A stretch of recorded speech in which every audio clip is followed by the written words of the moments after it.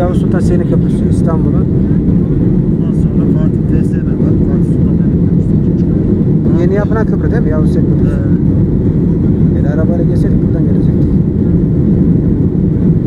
Çok güzel ya manzara. Yine bir sol saltoya sağa doğru dönüyoruz.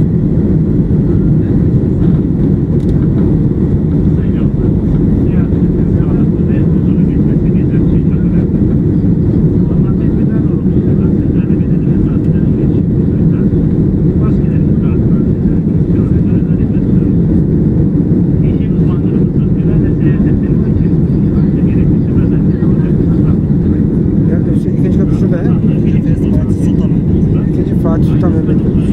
Burası sağ taraf. Fatih Sultan Mehmet Köprüsü. Daha şurada da var. Birinci köprü. Yavuz Selim Köprüsü.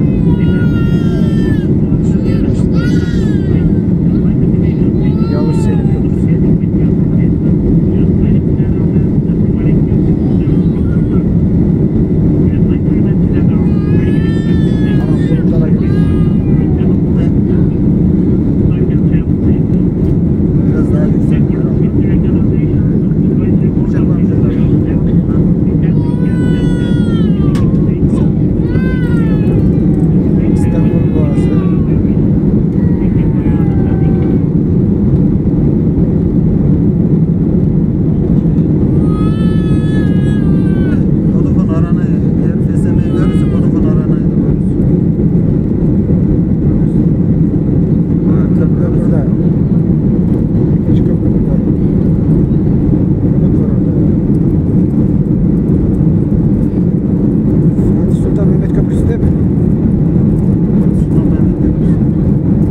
Yanında mı hemen?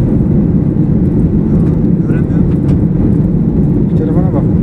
Ha, tamam işte burası Fatih Sultan. Bak şu altta bir tane bas stat var. Fatih Sultan Mehmet Köprüsü. Stat var mı? Bak şurada bak. Değil.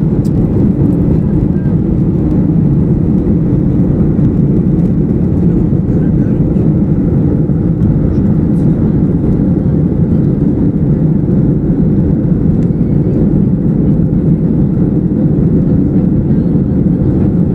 Üçüncü köprü hangisi Hüseyin?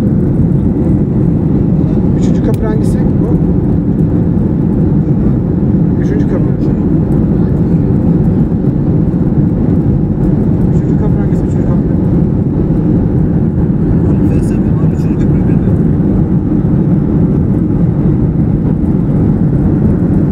Aa, şu İstanbul'a bir bak Hüseyin ya. Her tarafı bina.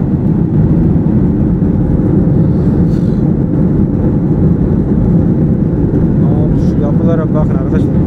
Nüfusu kaçtı İstanbul'un? 17 milyon. 15. Onu bir zaman diyor Ekrem İmamoğlu 16 milyonu başkanıyım diye. Evet, 16 milyon. Şuna bakın arkadaşlar. Her taraf ev, her taraf inşaat.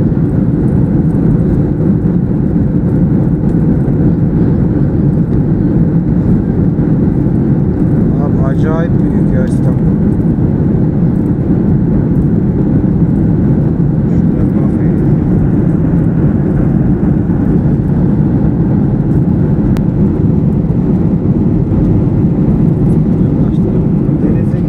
Bir tane stat var. Kasımpaşa olmasın? Burası ne arkadaşlar? Kasımpaşa stat. Normal amatör.